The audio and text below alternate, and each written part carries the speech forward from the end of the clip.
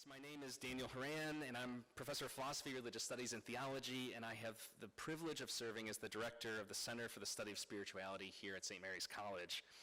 I am delighted to welcome you to this lecture, but before introducing our guest, I want to take a moment to say a word about the center. Founded in 1984 with the generous support of the Sisters of the Holy Cross, and we have many joining us here live in person, and I think some virtually as well. Under the vision of Dr. Keith Egan, the Center for the Study of Spirituality offers programs that promote the engagement between faith and reason and the connection between mind, body, and spirit.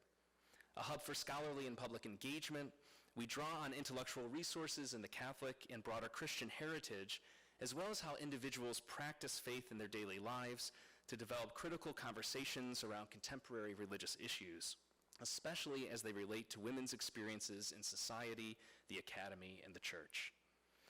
Before we proceed with our exciting event this afternoon, we wish here at St. Mary's to acknowledge that we are gathering on sacred land and to honor the Native peoples who have been the traditional custodians of this place for generations. We particularly recognize the Pokagon Band of Potawatomi, as well as the Miami, who have cared for this land and its resources for many generations and continue to do so today. With deep gratitude, we recognize these Native peoples and their cultures within our community, as well as acknowledging the land upon which we gather, pray, learn, and work. The format for our program this afternoon is twofold. First, Dr. Wheeler will present her lecture, and then we'll open the floor for questions and comments from both the in-person and virtual audience. So for those joining us via live stream, we invite you to submit your comments and questions throughout the lecture using the Q&A button at the bottom of your screen. For those of you in the room, I'll be walking around with a microphone. Just wave me down. I also want to acknowledge that we have our bookstore present with us, and we're grateful to Amelia, the director of the bookstore, and the team there for providing an opportunity to purchase Dr. Wheeler's book, An Introduction to Ecospirituality. So if you like what you hear today, and even if you don't like what you hear today, still buy her book. And for our friends joining us virtually, you'll see a link now in the chat for Dr. Wheeler's book through Fortress Press, its publisher. And now it's my privilege to introduce our guest today. Dr. Rachel Wheeler is Associate Professor of Spirituality and Chair of the Theology Department at the University of Portland, where she teaches biblical spirituality, eco-spirituality, and spirituality and the arts. Her books include Desert Daughters, Desert Sons, Rethinking the Christian Desert Tradition, and the book that's on sale here and that you can find through the link, Eco-Spirituality, an Introduction. She enjoys rewilding her humanness while camping, especially the Oregon coast, and cultivating an urban eco-spiritual identity in the city of Portland. She is a longtime vegan, a knitter, a reader, a piano player, and a poetry writer. She was already reconnecting with Sister Eva, a fellow poetry writer extraordinaire in our front row here. Living in a time of ecological crisis, she finds hope in the new forms of life emerging to repair disconnection from and foster care for the sacred natural world. So please join me in extending a very warm St. Mary's College welcome to Dr. Rachel Wheeler.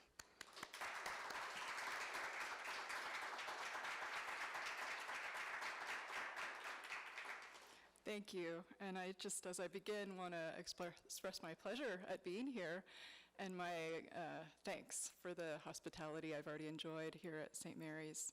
It's really good to be here.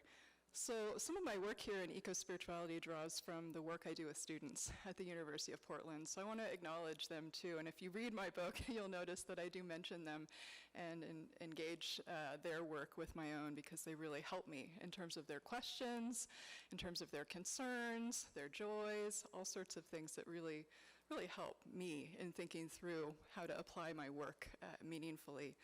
Right now, I'm interested in these three topics, which is why I organized my talk around them. Kinship ideas, rewilding, and ecotherapy. So this is a little bit of a supplement also to the Ecospirituality textbook.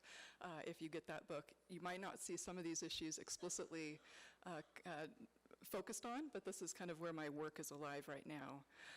As I begin, I also want to express gratitude for the place where I do my work, so the land and labor acknowledgement of my own place in Oregon, Portland. Portland's in the Multnomah County, named for a tribe that still has members around, and of course a lot of other Native peoples in the Willamette and Columbia Gorge areas where I come from. Really important to the formation of that space and the preservation of a lot of the vitality that is in that space. So I just want to honor that too, and the labor of all the people over the last 150 or so years that have made a city and a university where I can do my work. So with that beginning, I also want to read this poem by Joy Harjo, our first Native American poet laureate here in the US. And this particular poem, Remember, is one that I think all these practices are about. They're really about trying to get us to remember something crucial about our human identity. So as I read this poem for us, maybe we can just think about how we might do this and how maybe we're already doing it in some ways. Remember the sky that you were born under. Know each of the stars' stories. Remember the moon. Know who she is. Remember the sun's birth at dawn. That is the strongest point of time. Remember sundown and the giving away tonight. Remember your birth. How your mother struggled to give you form and breath. You are evidence of her life and her mother's and hers. Remember your father. He is your life also.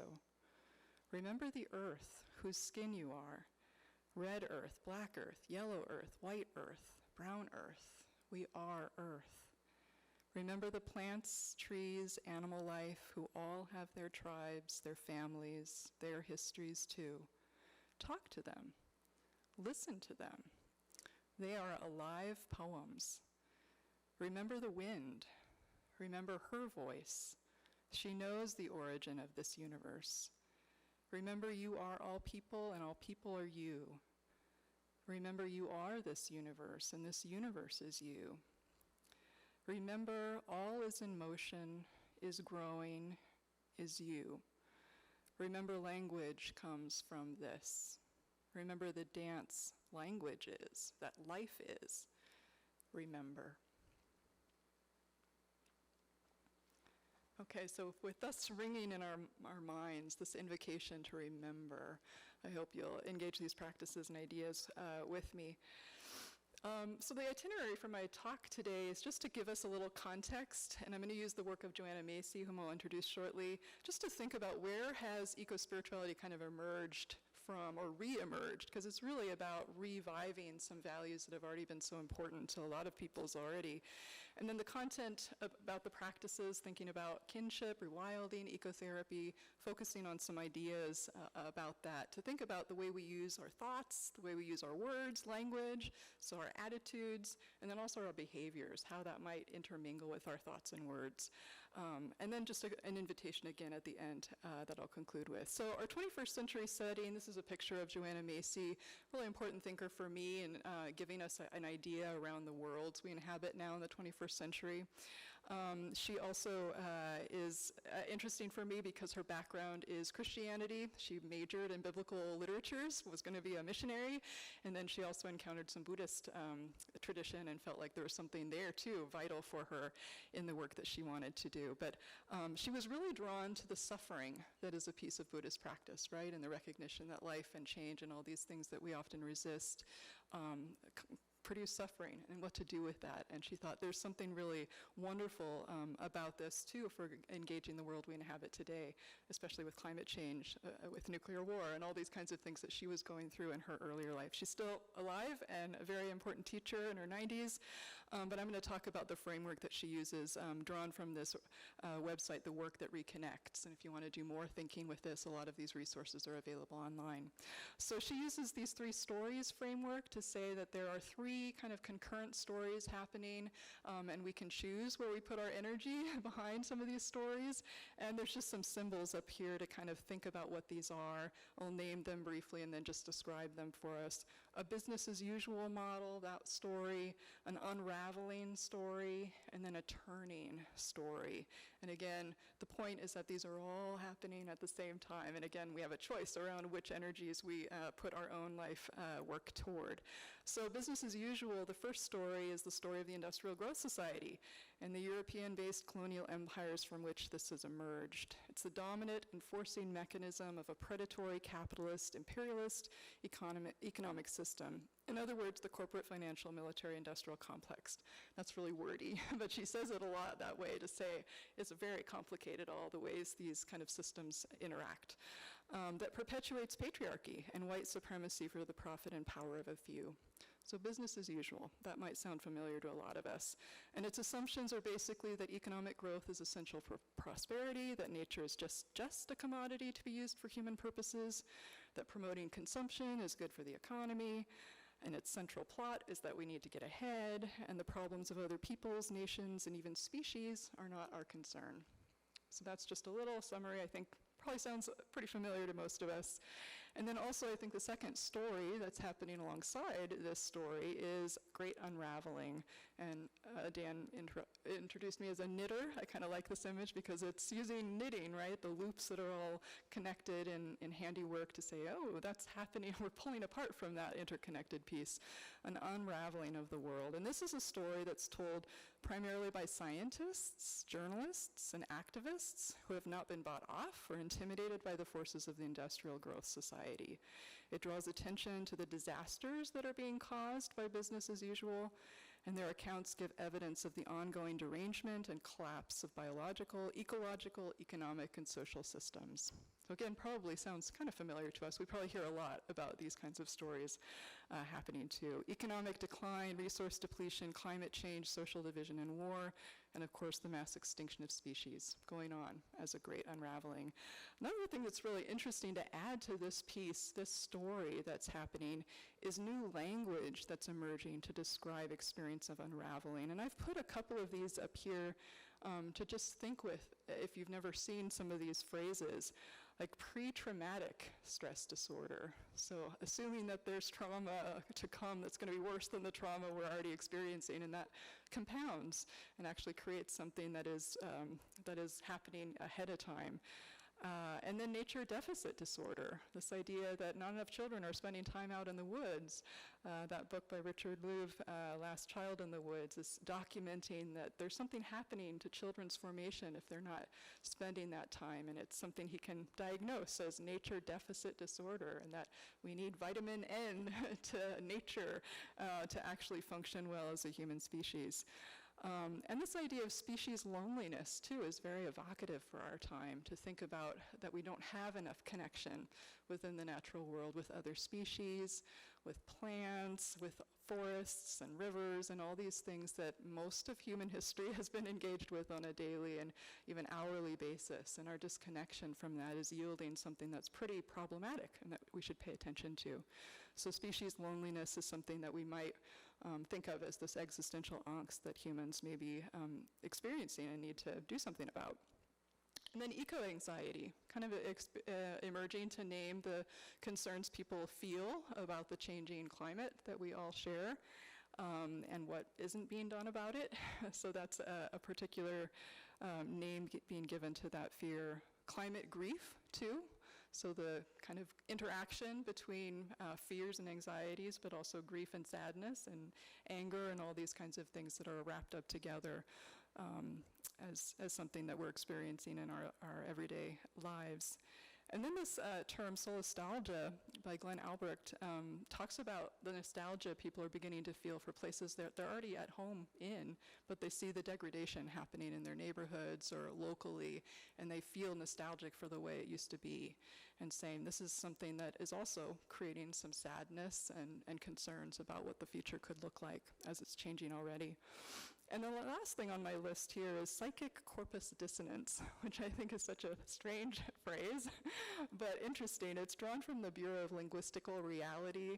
They host workshops for the creation of names and phrases for what people are going through now with climate change. What are they feeling? And this is one of my favorites from them. Just a phrase that the two founders of the Bureau put together to say, we we like climate change because sometimes we're outside in the late winter and it'll actually be warm and it feels nice to be outside when it's warm, but we know we shouldn't be enjoying this, so there's this psychic corpus dissonance happening. So I think some of us might feel that sometimes, this kind of knowledge that we shouldn't always be feeling what we're feeling.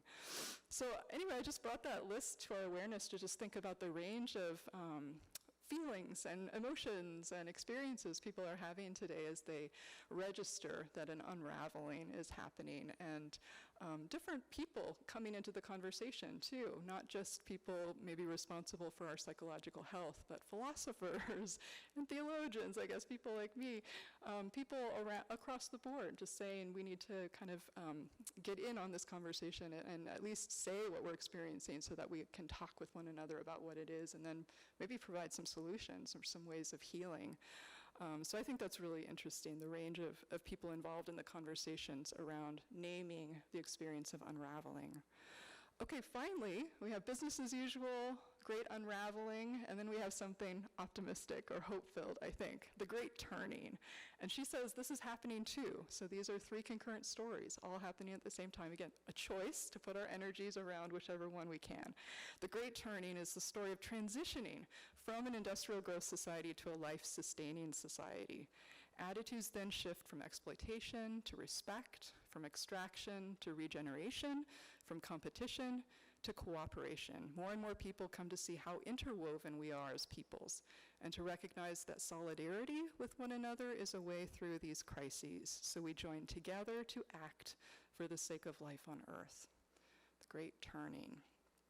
Okay, so in The Great Turning, she thinks about three different ways people might be showing up for this world, this story that's ongoing. And there's just an image there to kind of alert us to the different things that she hopes maybe everyone will be involved in different ways and to the different capacities that we have. But holding actions is one way to participate in this story, structural change down at the bottom of the image, and then also shifts in consciousness. And I'll just talk briefly about what each of these things are before I get to the practices that I want to talk about. So the first piece about holding actions, here we can see a demonstration, right? At Standing Rock, people showing up to say no, no to the pipeline that was proposed for that place in the US. And solidarity, right? A lot of other people going who wouldn't be necessarily affected by this, but just showing up to say no, holding actions to say, let's not let this happen, let's come up with another plan. We might not know what the plan is, but no to the proposal, right? So that's one way, just showing up to say no to things that are wrong. The second piece about shifting to alternatives, I just put some pictures there of things that are happening, at least in Portland, that I think are interesting in terms of community garden space. That's happening all over the place, of course, but people who don't have access to provide access for fresh foods. I think sharing economies are now becoming more and more out there. We have little libraries, but there's also, Free Cycle and things online that people are using a lot more to opt out of the economic structures that a lot of us are entrenched within. Tiny houses are kind of a thing in Portland too, which I think are interesting with experiments in downsizing and kind of saying no maybe to the expectations of what life in a house might look like. And then on the lower left, I put this new thing that I've been watching over the past year, this emergence of ecoversities, which are an interesting learning space that's not just the university, but learning that happens in alternative spaces and really from the grassroots and from people who have practical know-how about how to provide solutions, especially to sustainable problems. And I love this question from their website about what might the university look like if it were at the service of our diverse ecologies, cultures, economies, spiritualities, and life within our planetary home. I think that's a great question for a university, a great question for almost any industry or place. So I really am interested in how that's growing. And of course, the digital platform that it operates within provides a lot of webinars and trainings so that you can see what's happening in different parts of the world and whether it's applicable or not in the place you're in. It's a really interesting way that education is being rethought. A great alternative. And since I'm in an educational institution, I thought I would introduce that if you haven't heard of it before. Finally, shifts in consciousness, which is where ecospirituality kind of emerges, but it might have its tendrils elsewhere. There are some things in here that Joanna Macy talks about in terms of in the last 50 years, what has been coming into our general consciousness across different disciplines, general living systems theory and the sciences, deep ecology, and a new kind of sense of deep time and our ancestral, short ancestral footprint as a human species on the globe. Creation spirituality, eco-spirituality, eco-liberation theology, all these kind of evolutions of thought that are drawing on different streams in the tradition. Engaged Buddhism and similar trends in other greening of traditions. The resurgence of shamanic traditions and certainly indigenous resurgence too is adding to the shift in consciousness. And I think a lot of the practices that I'm drawing on kind of have their roots in that indigenous resurgence and important ideas that are coming from people who've been all along living some of these lifestyles of better relationship with the natural world. Ecofeminism and eco-psychology is also kind of a furthering of certain fields. And then the simple living movement or minimalism. All of these kinds of things are shifts in the way we think, attitudes, values, all these kinds of ways that can promote that story of the Great Turning and what it would look like. Okay, so in terms of eco-spirituality, I have a little definition if it's not something you've heard of before. It's just a compressed word, ecological spirituality, so a form of spirituality, right? And here's just a couple sentences that I think try to comprehensively state what eco-spirituality is. So it describes the experience of relationship with the sacred in the context of belonging within our earth and cosmic homes. And I'll just pause there and say the belongingness is really important. That word, eco, comes from the Greek for home, right? Home. So this sense that Earth is home, and we're a part of everything that's here. We're not just kind of transplanted from some other place. We're really homegrown from the ground itself. And the second Genesis story helps support that thing when God is seeming to shape the human from the ground, and this kind of linguistic link with the actual Earth that's so important, at least to biblical peoples, to support that identity of belonging. Secondly, the second sentence, eco-spirituality encompasses attitudes and practices that enliven our experience of ourselves as members of the Earth community and that activate our ability to live in a manner expressive of gratitude, respect, care, and joy. And I like the word, I wrote this, so I like it, but the verb in there, enliven, seems important, because this is already true. We are members of the Earth community, right? This is already kind of our default setting. We just aren't always living it in some way or aware of it and living from that reality. So I think eco-spirituality is really supposed to focus on that and bring it to the fore if it's something we've neglected or that we just haven't affirmed enough in our life or had affirmed in the communities we've been a part of. So that's what we're aiming for. That's kind of the big statement, I think, of what I'm trying to think with here. Further, it does draw a little bit from some things that Pope Francis has said in Laudato Si, his encyclical on creation care, now 8 years old. From paragraph 222, he has some things, I won't read the whole paragraph there, but some values and some things that might be consistent with this eco-spirituality. A prophetic, contemplative lifestyle, he says, is important. Deep enjoyment, being present to each moment, having the capacity to be happy with little, gratitude. All of those kinds of pieces could be part of what eco-spirituality is aiming to make possible. And this shift, too, in the lower right corner, you'll see that diagram, kind of this shift from egocentric thinking to ecocentric. It's also a part of his encyclical, right? To question our anthropocentrism, which is such a natural part of our being as a species, but doesn't have to be the only part. We have empathy, we have imagination, we have creativity, and all these ways that we can think beyond our human-centeredness. So that's also a part of what I'm thinking about in terms of eco-spirituality. And I think these three stories of Joanna Macy, the great turning, the great unraveling, business as usual, some of the proposals she has for thinking about how our commitment to the great turning could be lived out goes well with what Pope Francis is advocating in this encyclical, because he writes about ecological conversion, which you may have heard about, ecological conversion. And I think some of the questions that she poses with her work in terms of the turning away from, turning toward, all these kinds of things is about conversion, right? So where and how are you turning up? What are you turning away from, saying no to? What are you turning toward? All those questions that help you identify what your actions or what your contribution is to the great turning is consistent, I think, with living out an ecological conversion. So that seems really important.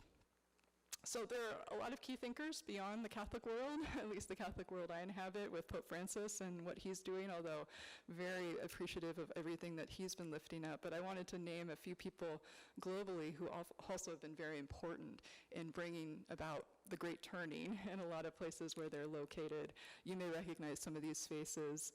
Rigoberto Menchu, the Guatemalan indigenous activist on the upper left, and Thich Nhat Hanh, the Vietnamese proponent, really, of an engaged Buddhism on the lower left.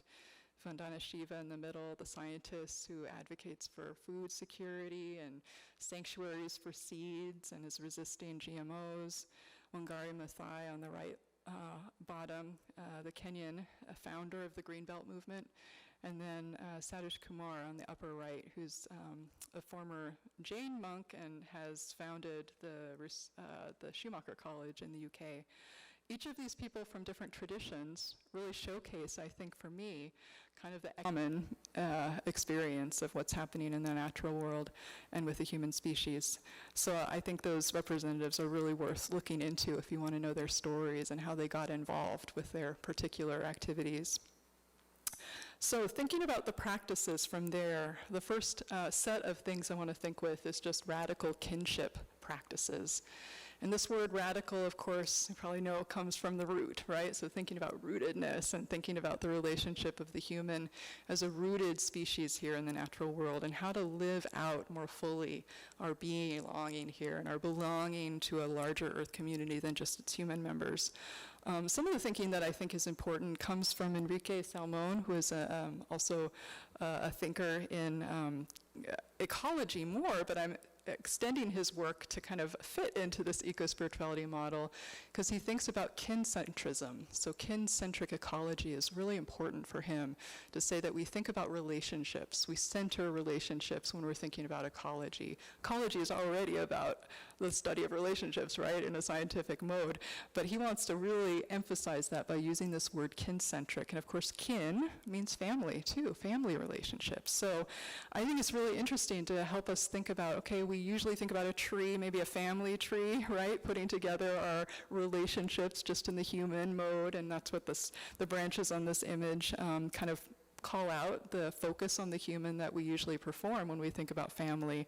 And moving to this web of life language and thinking about the more expansive and comprehensive and complicated relationships we have, both outside ourselves with the natural world and parts of it, and inside too, right? So many microorganisms that make up our inner ecology is very interesting for us to think about and to consider as kin.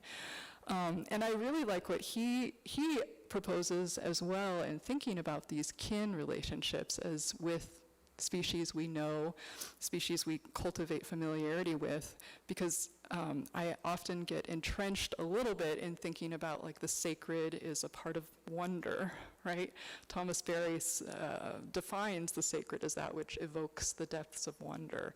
And I think that's a great definition. I think wonder is a great thing. I love feeling wonder-filled. But Enrique Salmon is a little critical of that thinking, to always be focused so much on the strange and unfamiliar, because he says we should foster familiarity with these things so they don't knock our socks off all the time. We just are so conversant and familiar with them, the way we are with our own family members, human family members, that we have that familiarity and that kinship. And so he's urging us to greater knowledge, really, of the habitats that we are a part of, or other animal species that are sharing life with us in the neighborhoods and the homes that we have. That's a part of what is the sacred as well, not just that which focuses on what creates awe for us.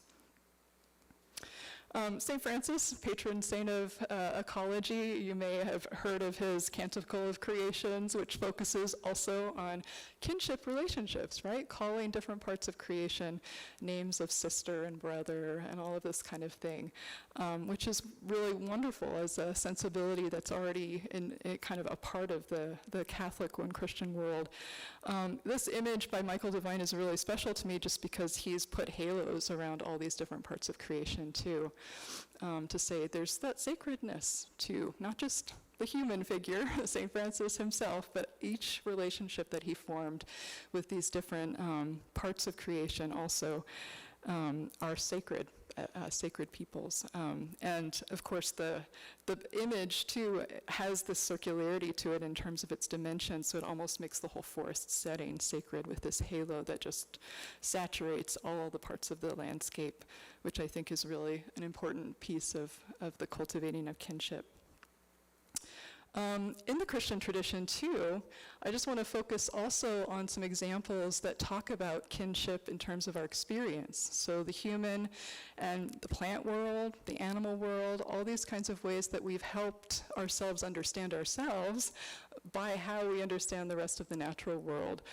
The quote on the left here is from the desert tradition, the tradition I have studied the most, and it's one of my favorite sayings just because it's saying something about the resonance between human and plant life or earth life in the same way as how it starts, that no plant whatsoever grows up on a well-trodden highway, not even if you sow seed, because the surface is trodden down. So it is with us humans.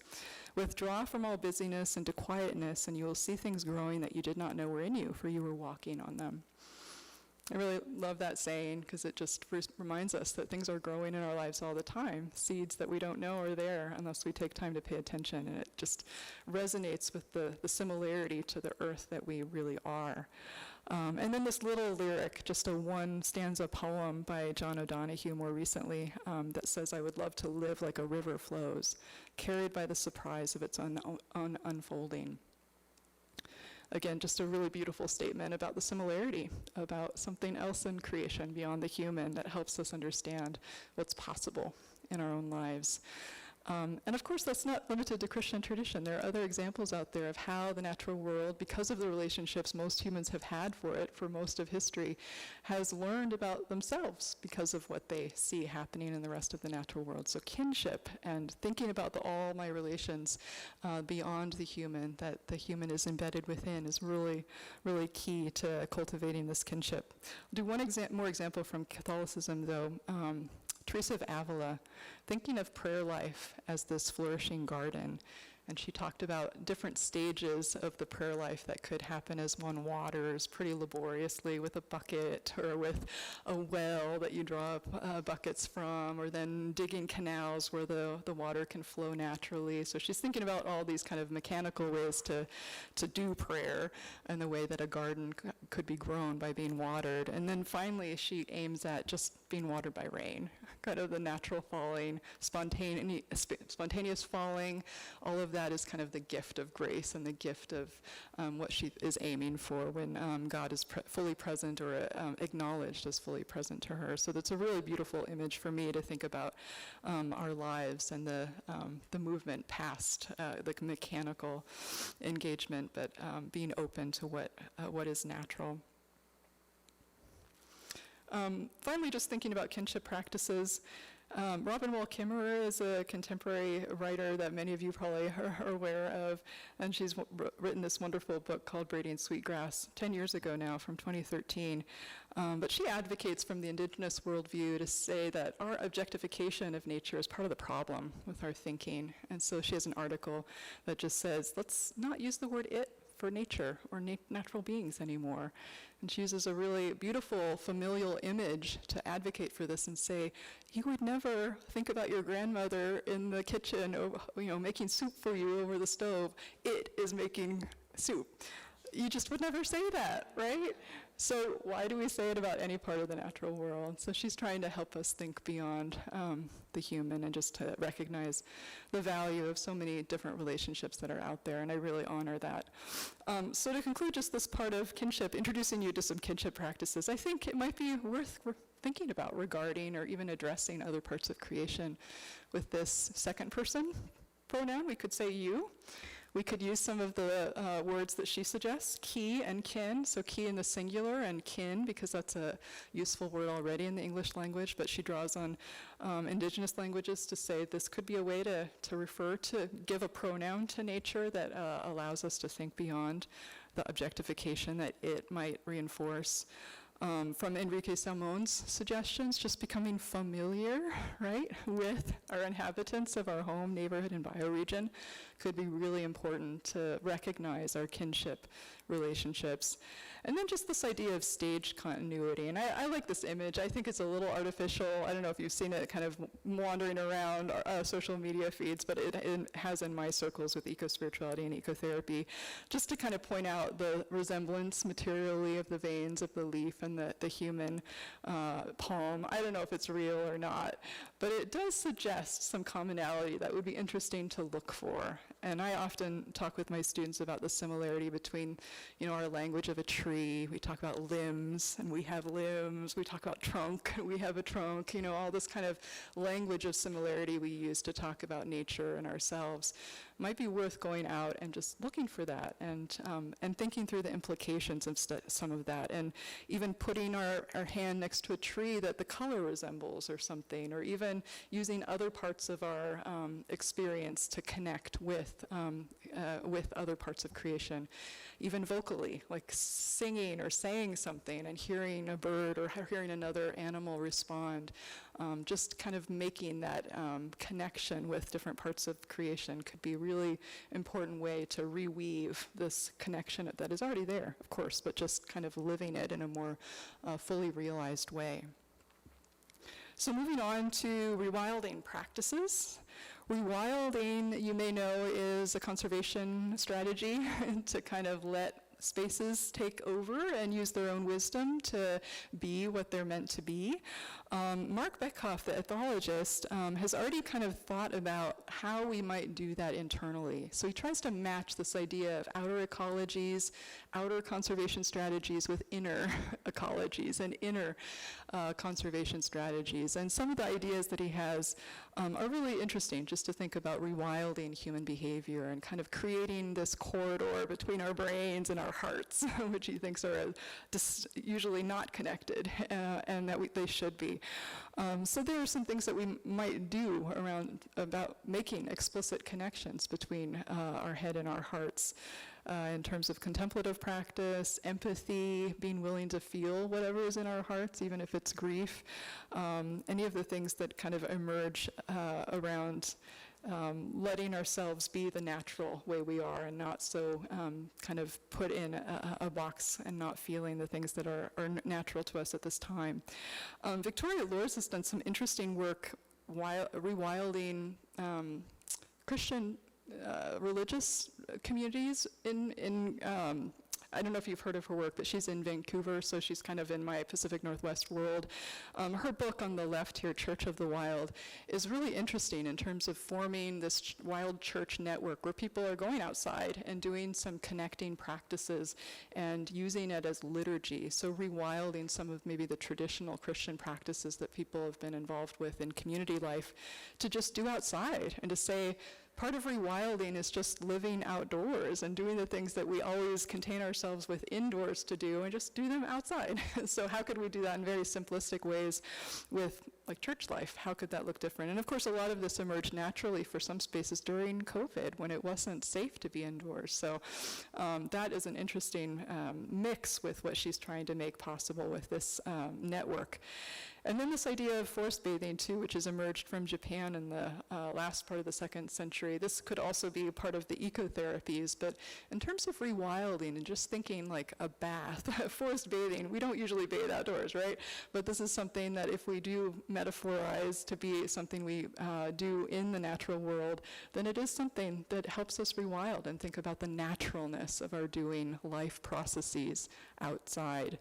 And it depends on your comfort level, where you are with a lot of these practices. Sleeping outside, using the restroom outside in the woods. That takes some practice. Doing a lot of the things that we think about that are just indoor activities, right? Just transferring them outdoors can do a significant work in kind of rewilding our sensibilities. And then I also want to mention this Council of All Beings, which I write about in the textbook a little bit. This is a practice that Joanna Macy was contributing to, and thinking about how do we identify with other living beings and kind of bring their sensibilities to council.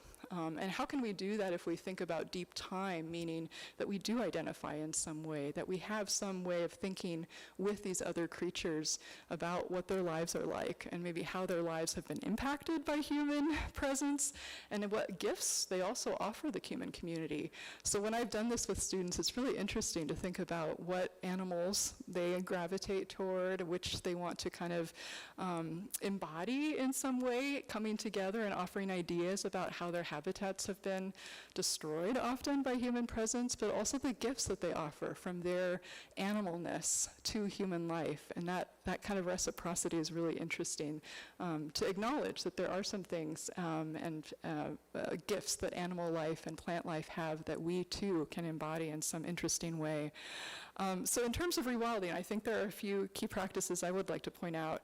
Like, we might embrace our animality, whatever that looks like for us. And it might be playful, a lot of evidence of play among the animal world, even though humans have often argued that our uniqueness is that we have such a long childhood compared to other species. But that play piece is still present elsewhere, and the doing something that doesn't appear productive, right? That could be a piece of our rewilding too. And then living more of our life outdoors, cultivating a sense of belonging there. And of course, this can be done even in the city, which is difficult to do, maybe more difficult to do. But just thinking about ourselves as a different way, as part of the Earth community, as part of a species that has done most of its maturation as a species outdoors, and that re-inhabiting that in some significant way means going outside and rewilding. And then I'd like to propose also that we could rewild our senses and just think about how emergent every sense we have is with what else is out there.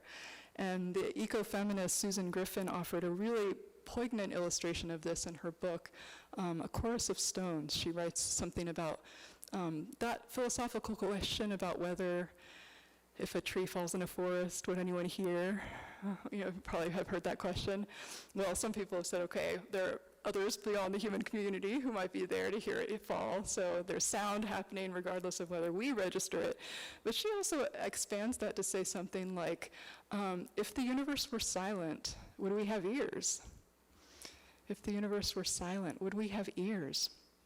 So it's really interesting to just think about our change as a form, a living form, as responsive to every parts of the world. So rewilding our senses might be to appreciate the fact that because there's sound is why I have ears, and so I'm listening.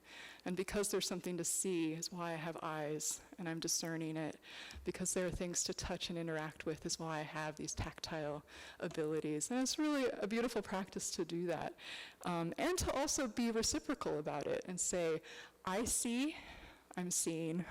Everything out there is seeing me too, or discerning me in some way. They know I'm here in their different intelligences, right? And I'm hearing, and they're hearing and sensing in other ways, maybe beyond the way that I hear, but that kind of reciprocity too, to not always be about our centered perspective, looking out and listening and doing all this kind of stuff, but also being responded to by others in the natural world, I think is another way to weave in our human identity with what is happening elsewhere. Okay, transitioning now to ecotherapy practices. So ecotherapy, if you've never heard of this idea, is just an applied form of ecopsychology. So psychology has been greening over the last 30 or 40 years, and it often looks like just people doing therapy outdoors. So that relationship between client and psychologist is happening outside. But this has been taken over by a lot of different disciplines. So it's not just something that happens in that kind of clinical setting, and not just about that dialogical relationship that's formed between someone seeking healing. And I like to point out that one of the first persons to write about ecotherapy is Harold Kleinbell, and this was from the 1990s. This was a book published by Fortress Press. He was a pastoral psychologist, so his background was totally pastoral care and thinking about ministry and focusing on the ways that people in church settings need also this reconnecting work, remembering work from the alienation that they experience from the natural world, and a lot of social problems really stemming from that disconnection. So even though it's been kind of, I would say, alongside, there's a parallel trajectory along the secular world of psychology, kind of greening and applying some of these insights, there's also this significant Christian presence, which is so interesting to me. But there are two images there on this page just to give you some ideas of how people are just doing ecotherapy and calling what they're doing ecotherapy. And one is just by being outside and doing something for the natural world and also for oneself, right? So planting a garden, eating the fruits of the garden, doing it in community, teaching others how to do that, that is therapeutic. And there are a lot of documented sources to talk about the specific embodied practice and change that's happening when people are engaging in parts of some of these practices. So there's definitely this kind of quantitative and qualitative mix in terms of sharing results around these practices.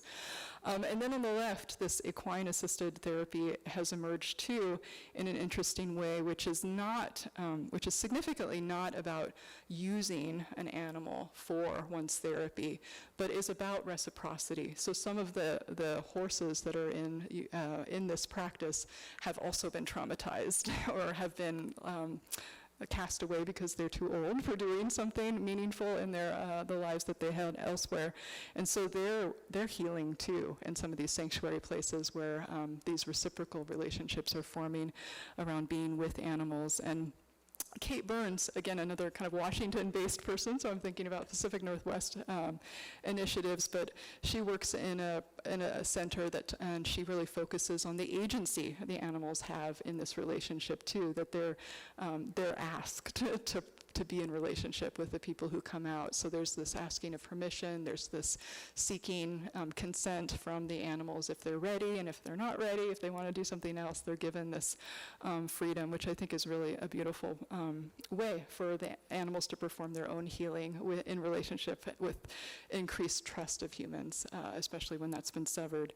So Healing Ourselves, Healing the Earth is the subtitle to Harold Kleinbell's book. So I just put that there as this kind of reciprocal focus that he initiated, which has been really furthered by a lot of people working in this field that is really important.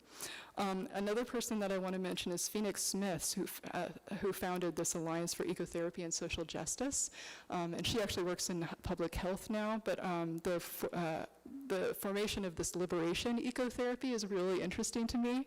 And this is from her website, where she talks about these principles that are forming that she says needs to counter what might seem entitled or privileged access to the natural world, which is an open question for people engaging ecotherapy. So describing the Alliance's work, she says it's at the intersections of mental health, social justice, and environmentalism to bring positive transformation, equity, and healing for the earth, ourselves, and our communities. Our goal is to increase access to and knowledge about ecotherapy for everyone, for peace and justice. And then there are some things there that she privileges as ways that all ecotherapy should be happening, and then provides some programming to do that. So social justice and equity are really important, accessibility, response to loneliness and isolation, cultural humility, and public health connection. So I'm just going to name two more organizations too that seem important in the way they're providing opportunities for ecotherapy to work. And again, they're not all psychologists or anything like this. They're working across disciplines and across places. The other organization is Radical Joy for Hard Times. This is founded by Trebi Johnson, and it's about addressing the woundedness of certain places in the world, like clear cuts, like polluted rivers, a lot of that kind of thing. And she has some steps there that I don't have time necessarily to point to all of these things, but the point is really to acknowledge them. And I will read this little quote from the Rad Joy website, which says, "You can do this practice every day in small, simple ways.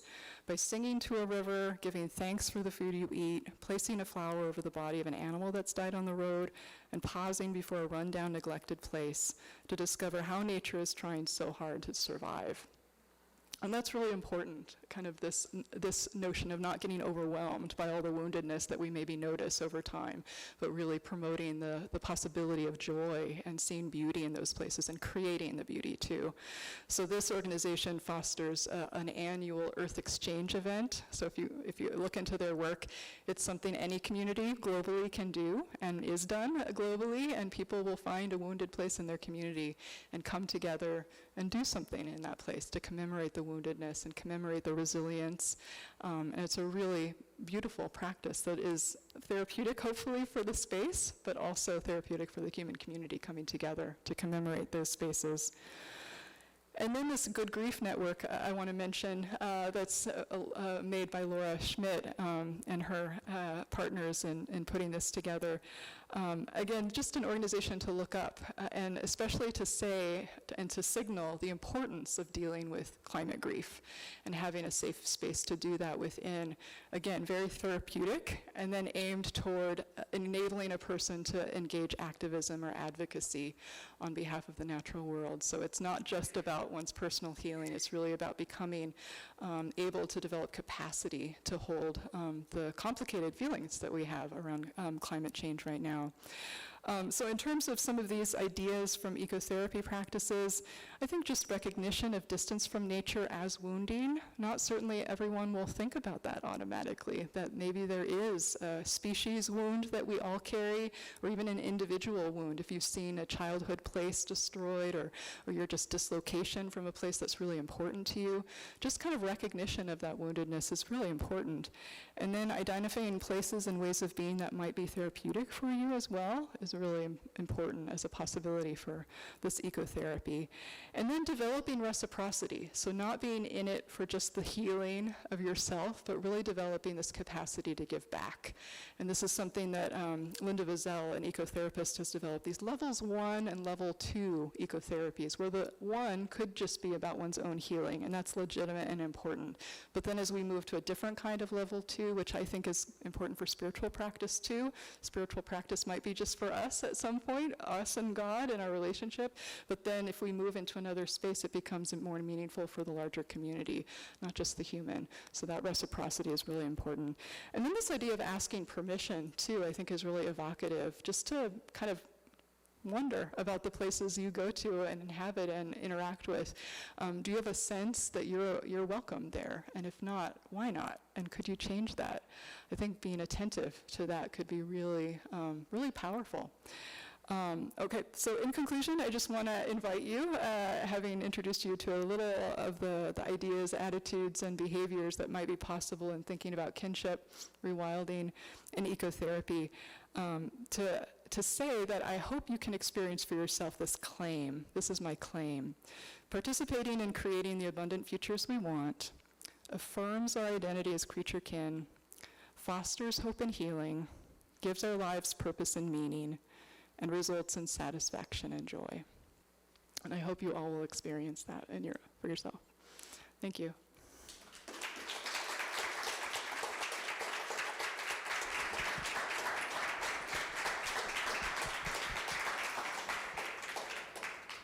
Thank you so much, Dr. Wheeler.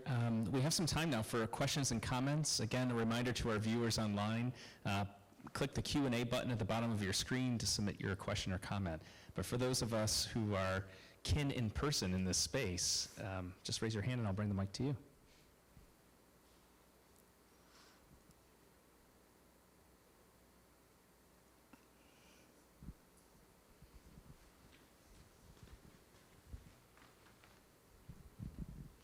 Thank you, Dr. Wheeler. This was wonderful. I am so struck by the prominence of joy in your definition of eco-spirituality and in a lot of these practices. I would love for you to say more about this joy, particularly because I think some of our conceptions of joy might seem to be in tension with this grief and this anxiety that you've been talking about. So how do you see this, why is this joy important, and how does it fit with all this other kind of sadness that's also a part of this climate reality for a lot of people?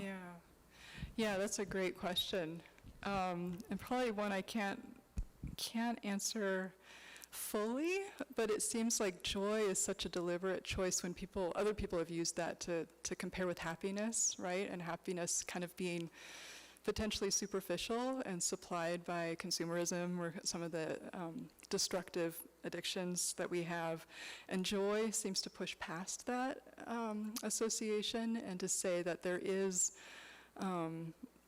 joy that can well up in our lives if we understand that our lives have meaning and purpose, even amidst the grief and the sadness and challenge that we experience today. And so kind of the animating maybe quality of, within the Christian tradition, God, Spirit being involved in the work we do and the capacity we hold to engage the grief and not look away from it, does allow for that joy. And so I feel like it is important to point it out and to say that that is connected with hope too, right? That is what can foster hope for people who feel hopeless.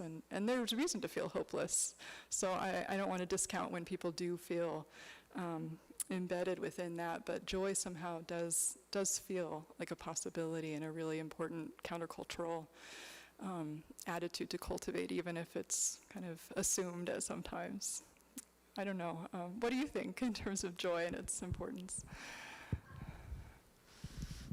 I really appreciate the distinction between what you're saying is a superficial kind of consumer pleasure-seeking happiness and this sort of deeper cultivated disposition of joy. I think that seems crucial to me. And I think you're right that the tradition has practices for cultivating this deeper satisfaction and joy.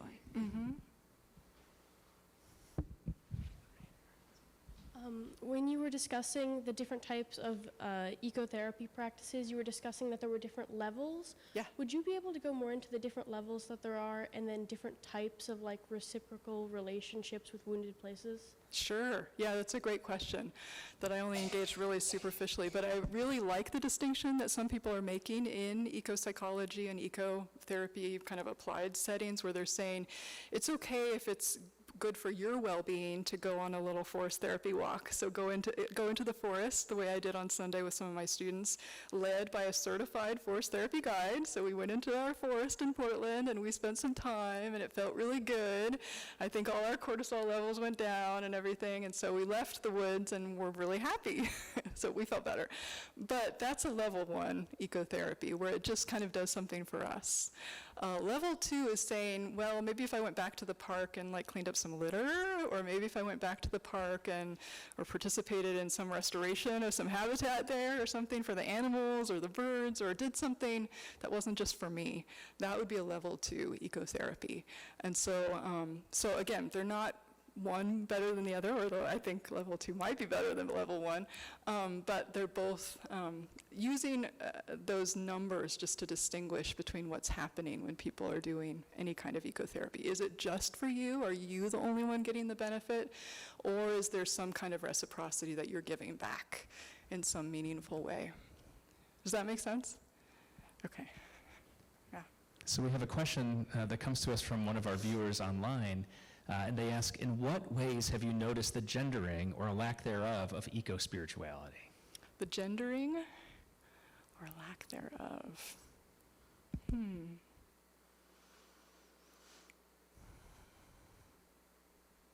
Yeah, that's an interesting question.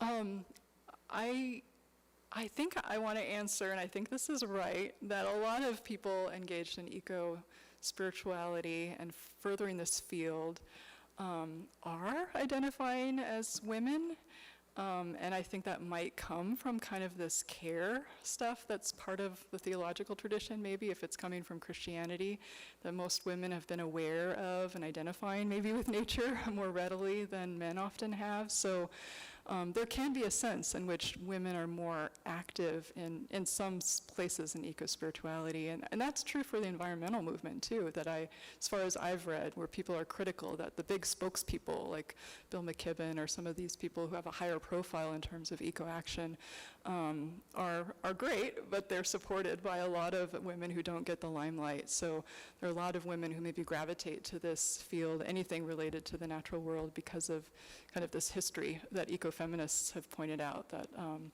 the exploitation, all of that kind of stuff that's directed toward the natural world has been the same attitude that has disallowed women to be productive and happy and all those kinds of things. So I think there is a predominance, but of course I want to say Pope Francis is very vocal in the Catholic Church around the tradition of needing to care for the environment, and he calls on a lot of his predecessors, right, who have been doing this work too. So it's not primarily that way, but there is behind it, maybe behind the caretaking or the kind of response to wanting to renew relationship, I think some of the history of that ecofeminists have brought to light about the common plight between nature and women, and women's more readily gravitating toward this work because of that common lot.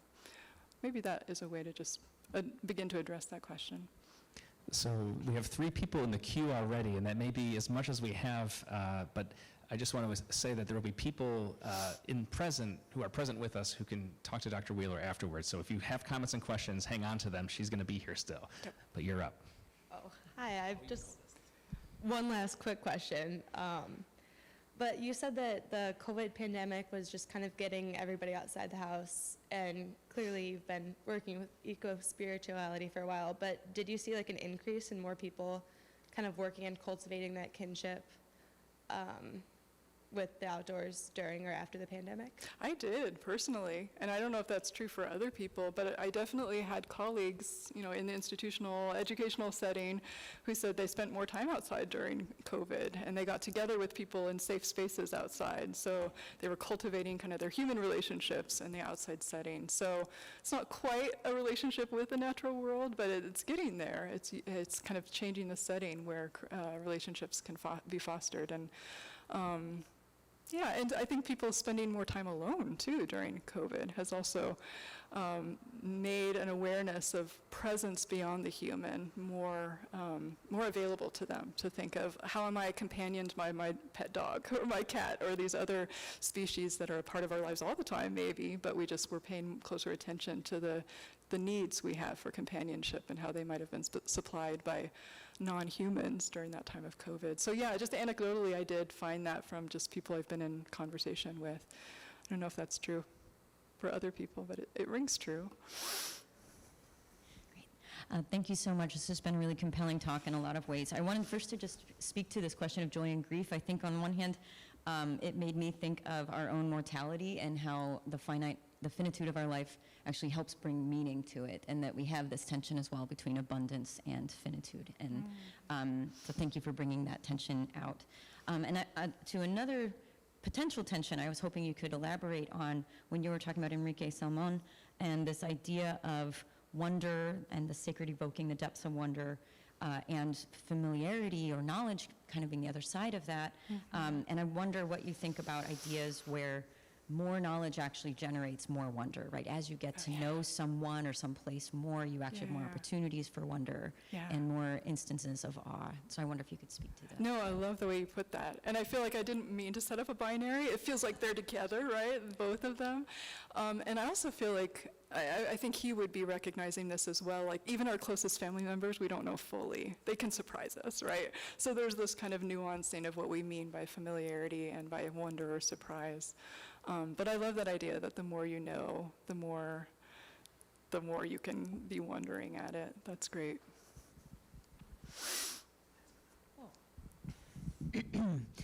I'm really inspired by what you said. I love the whole idea of eco-spirituality and the inherent sacredness of creation. But I am part of a Catholic church that has to bless everything before we use it, especially liturgically. So we have to bless water to make it holy. We have to bless bread and wine to make that holy. We have to bless our meals to make them holy. And that mindset is so anti everything you're saying. So I just wonder if you have any idea about how we can break out of the patriarchal mold that all of us are in, some of us more consciously than others, but it affects all of us. Yeah, that's a really good observation. And I guess my first response is just to think about those blessing practices as a recognition of what already is, and to say, okay, if we still live within that framework, maybe we need to give more attention to that's what's happening. It's not a making, and I know that's maybe heretical to some folks, if transubstantiation is a piece of that. But yeah, the recognition and the recognition of what is in that blessing moment could be part of it. But I also wonder about just, making everyday things more sacred too, in the way we interact with them. And I know that's very Benedictine, right? Treat everything like the vessels of the altar, that kind of thing. So kind of making the sacred go into the ordinary and mundane. And just thinking about other places and other traditions that maybe are offering access to the sacred in different, more wide open ways. So to counterbalance that. It's a really good observation.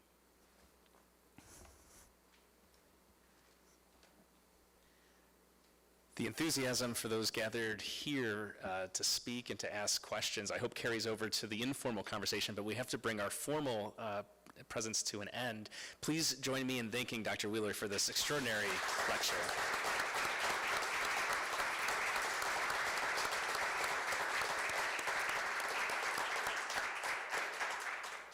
Two reminders. One, we have the bookstore right here, so go talk to Dr. Wheeler near the bookstore. And the second reminder is this conversation continues here at St. Mary's College, most notably with our panel discussion on October 3rd in Carroll Auditorium at 5 o'clock. We will have faculty members, our sustainable farmer, and a student in conversation about eco-spirituality or their relationship to ecology as a way to end both this season of creation that we're in right now, again, an ecumenical shout out, something Pope Francis has emphasized greatly, but also to celebrate Farm Week here at St. Mary's. So please do join us. It will be live streamed as well for our friends online. We hope to see you there in person or virtually. Have a great evening, everybody. Thank you.